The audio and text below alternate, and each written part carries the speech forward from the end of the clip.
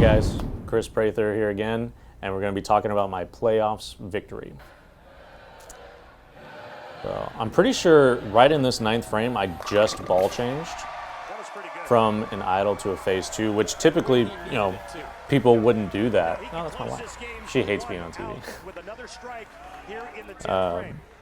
But typically people would not ball change in that situation, but I just felt like I was not going to strike, and I had enough confidence in my equipment and knowledge of my equipment that I could make a little bit of an adjustment off of where I wasn't striking with an idle and go straight to this phase two and throw it with confidence.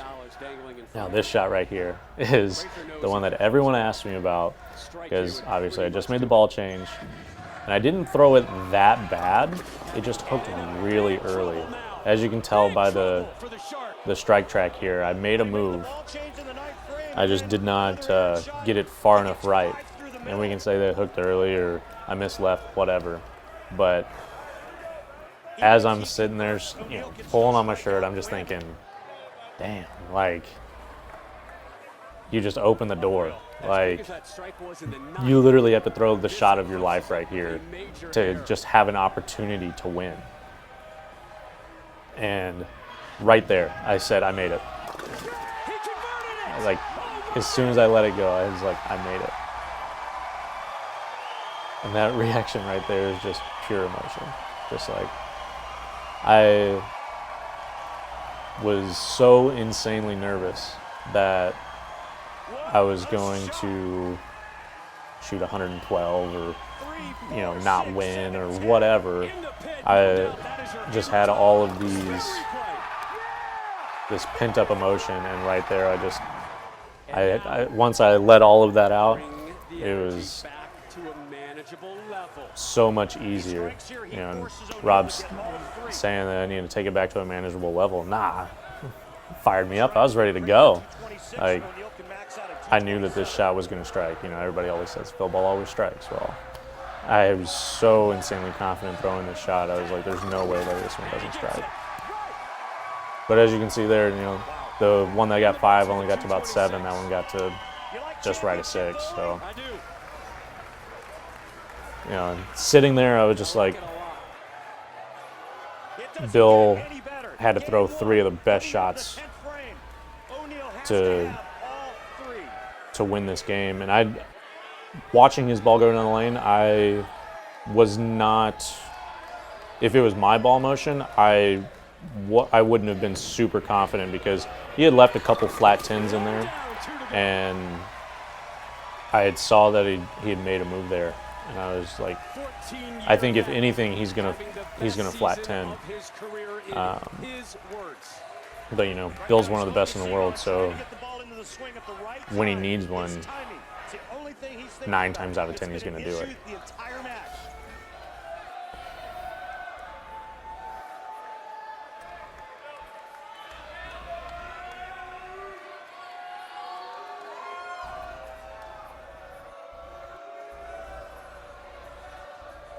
And I remember this shot vividly because it was like dead over right where he just threw, and I was like, okay, should roll off of it, and then it didn't hook, and I was just like, all right, well, stole one. That shot didn't look all that bad, maybe a little quick, but you heard Bill O'Neill say, so I just, I always tell people when they ask, they always ask like, oh, how was that 10th frame in the first game where you got 5 and then made the split, and it just felt like when I got 5, it felt like all of the momentum had switched over from in my corner to Bill's, and then as soon as I made it, it felt like everything was going my way. And it was just, I had never been more confident in my life going into a final game, especially for $100,000. Race to 2 points is on. Point number 1 has already been earned. Kris Prather. And going into this last game, I was just like, my first thought was, if this ball doesn't strike, we're getting out of it, because it's in that building, it was more of just a transitional ball, and then I wrapped 10, and I was like, all right, it's done. It got 5 strike and 9. That's not going to be enough to win. But my mindset going into this game was just, you have to want it more. You know, we're both nervous. We're both feeling the pressure, and I feel like when you're bowling ahead, it's a little easier to get a little, we'll say, lazy, where you're like, okay, I'm guaranteed at least a roll off. Well, if you think like that, then you're just going to open up the door to allow your opponent to win. So the whole time I'm just thinking, you have to take it. Don't let there be any kind of doubt. Not how he wanted to start this one. Oh boy. Oh wow, was right. Well, it looks like he's gone to a stronger ball. He's moved left. And the result is 4-9 pocket split. And it's certainly not the way you want to start, especially when you need a win. Converted just under 20% of the time on the tours, the 4-9 split. I think I was just as surprised by Bill leaving that 4-9 as he was, because I felt like it was a pretty good shot. But I think he was kind of in between balls, where that Black Widow Pink was just a little too early, as in it read the lane a little early, and it lost energy. It bled off all its energy. Because as you can see, he hit it with some surface, and it's got a lot of games on it. I'm pretty sure it's the one that he threw for a majority of the playoffs. And you can see it there where it just doesn't really want to get up the hill. So he was throwing that, I think it's a web, a regular web, and it was just, it was too strong off the friction. What I like to say is quick, where it sees the friction, turns left really, really fast. And he's in trouble, and it's only he just got a little trapped. I know afterwards he said that he probably should have stayed further right and thrown it harder. Now, we'll never know, but in my opinion, with how we had broken down the lanes, I don't think it would have been as, I don't want to say as good, but I don't think he would have had much miss left, whereas I felt like I had a little bit of left, a little bit of right. Obviously not a lot, but I just noticed Charlie's got a giant head back there. I never saw that one. Of this $100,000 potential payday and where it goes, and a lot of it paying off debt. Really smart move. Another ball change. And then save it. I missed right there too. There in the second, gets him a little closer to that payday. As soon as that one came off of it, I was just like, all right, we're in business. All I had to focus on was getting it right at 10 down lane, and as long as my ball speed was good, I knew I was going to get back up the hill and at least hit the pocket. You know, my first goal whenever I'm bowling on anything, it doesn't matter if it's house shot, sport shot, whatever. It's figuring out the ball that I can control the pocket with, and then figure out how to strike. Now, sometimes it takes longer than other times, but that's the main goal.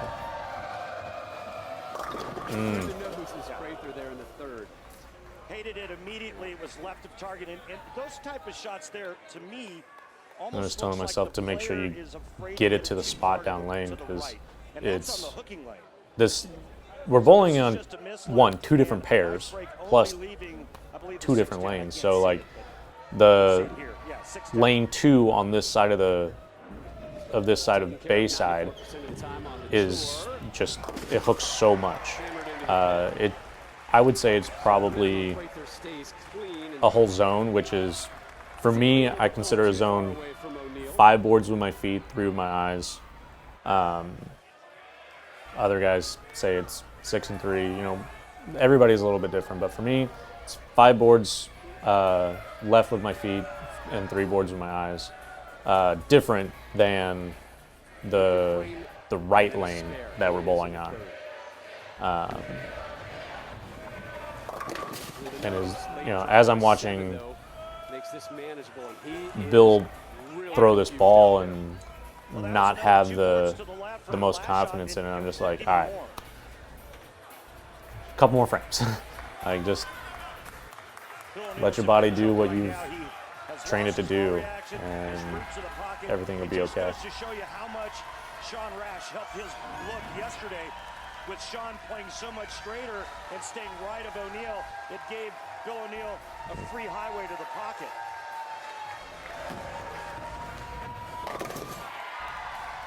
The crowd is trying to get behind Billy. I don't know if he ever throws that ball again. I think he goes back to the Go ping Bowling pong. with Randy segment. We got a question from Go Bowling's Facebook page. Andy Luther, do you have any tips that'll help me get back on the lanes after having surgery to my sliding knee, Randy? Well, I've had 3 knee surgeries. But again, no matter what the score says, Ride the bike. literally this whole time I'm just thinking, like, don't let up. Don't let them have any kind of hope of catching up. Just keep throwing good shots and just take it. Take it from him. And you can see with Bill there, like, he moved a little bit further left and really caught on it to get that ball to change directions. Whereas typically he likes to be a little firmer, a little straighter, and control the pocket that way.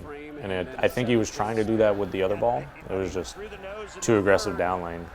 After a little bit high in the first. Shark starting to think about circling.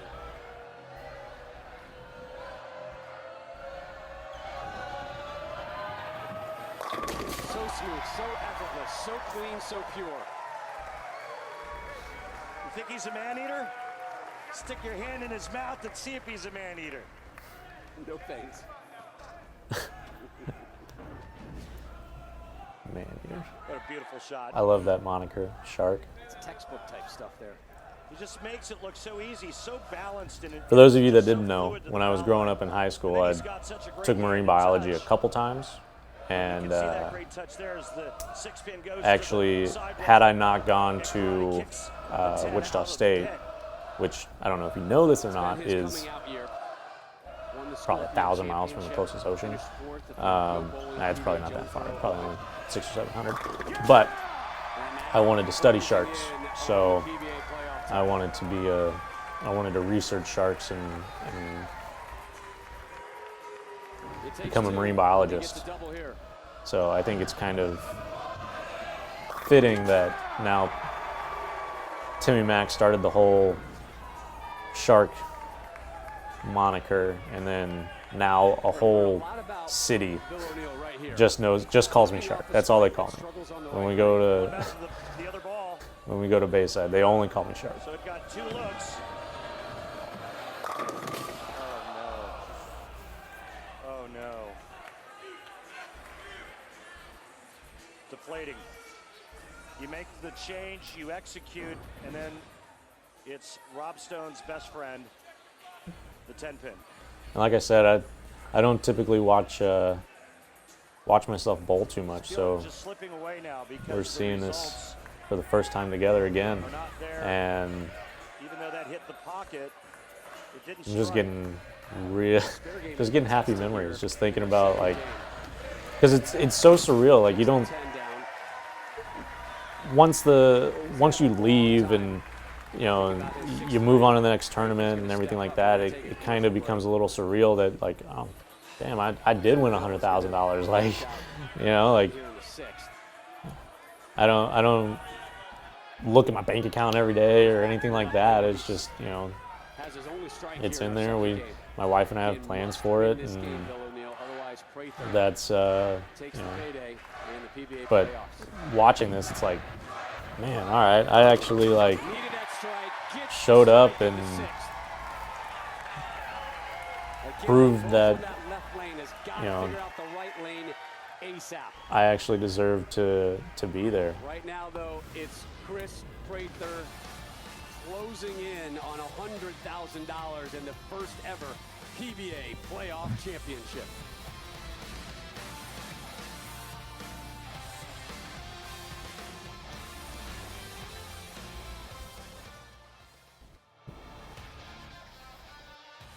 PBA on Fox There's a is sponsored by Go chowder Bowling, house right for down there promotional that is offers. phenomenal. To improve your game news or to locate a bowling center near you, log on to gobowling.com. Lobster rolls. You guys have got to go to Maine and get some lobster rolls. I was able to bring my wife with for this Final Four here, and the only thing that she wanted to get was a lobster roll. She was like, I don't care about anything else other than a lobster roll and some clam chowder. So after we got done with this, we went down to Gilbert's Chowder House and got some clam chowder and some lobster rolls.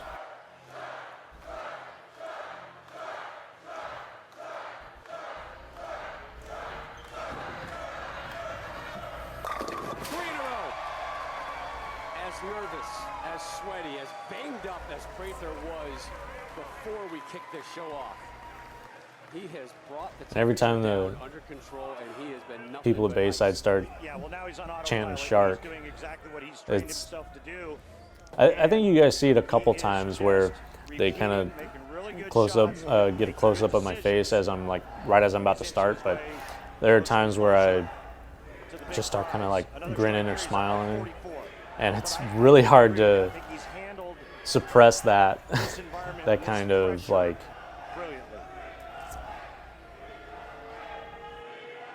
I don't even know how to describe it. It's just like, man, all right. I don't remember that one. Let's do that one in a different zip code.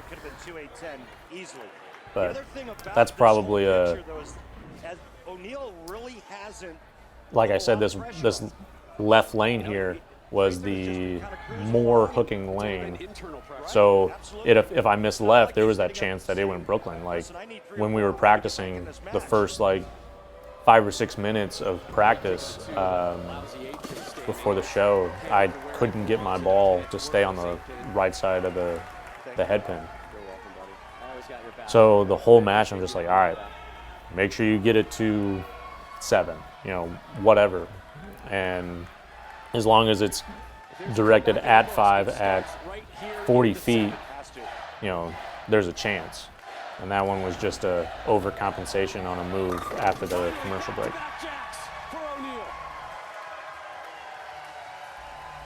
One more, he cuts it to 13. I think that Bill O'Neill will have any chance.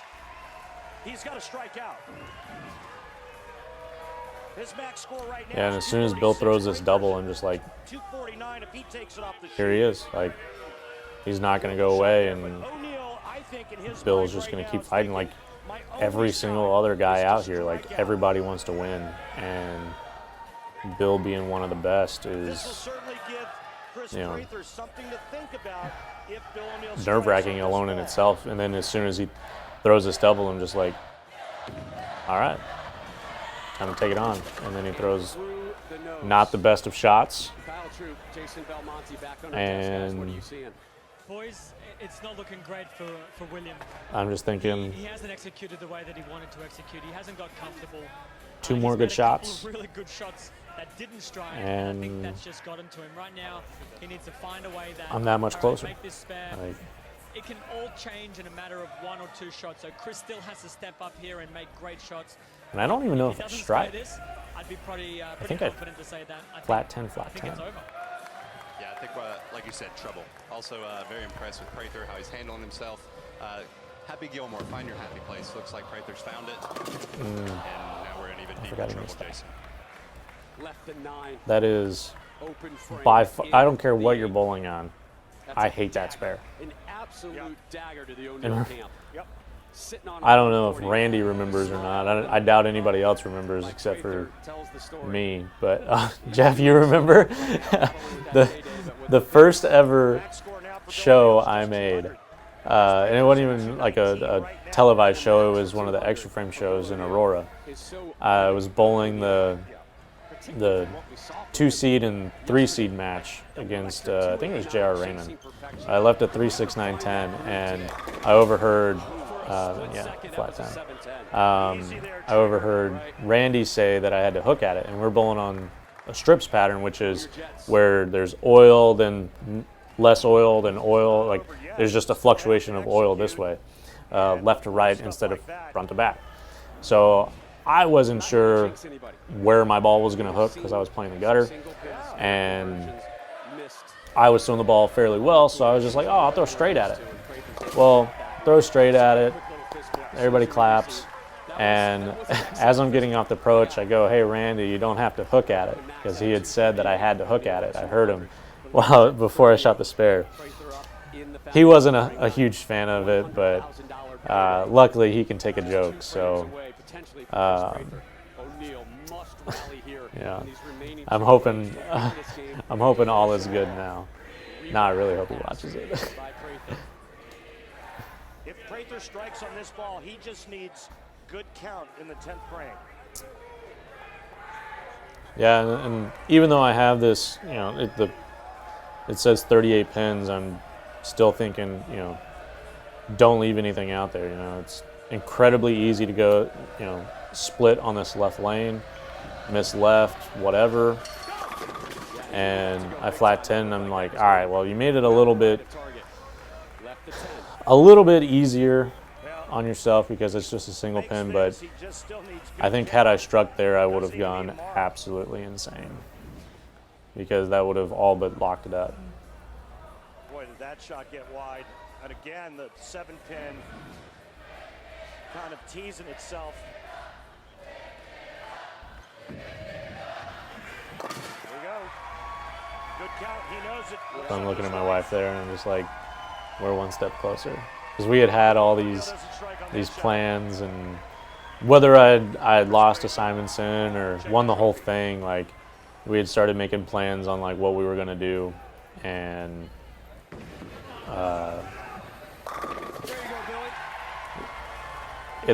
at that point, it was kind of the realization that like, all right, like this is actually happening, and today it was that 5-count split in the 10th frame. I mean, I needed but I think he's good probably count. going to be able to handle 7. I needed 7 to win, and I was just so. I was just so ready for this whole thing to like get here, for it to happen, because like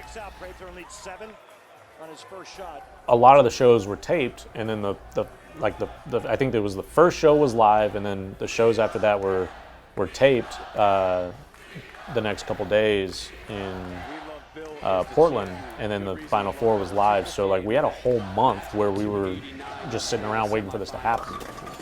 And as soon as so like we were just like ready for it to be here and over with, and like as soon as he got 6 there, it was just like, okay, like we can relax. Like it was a great match, and I'm glad it was against Bill, because some guys would have been upset that they lost, or they would have been a little bit on edge or whatever. And obviously he's a little upset that he lost or whatever, but like he was still an incredible sport about it. And I just keep looking back at my wife like, I did it. I told you that I could, and Kimberly and the crew assembling the trophy presentation. There's just happy memories.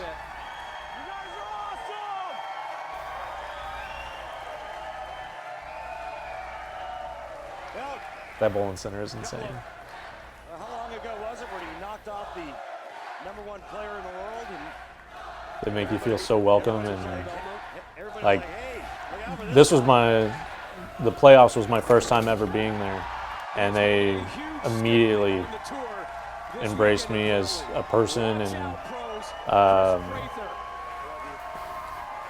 it was just incredible.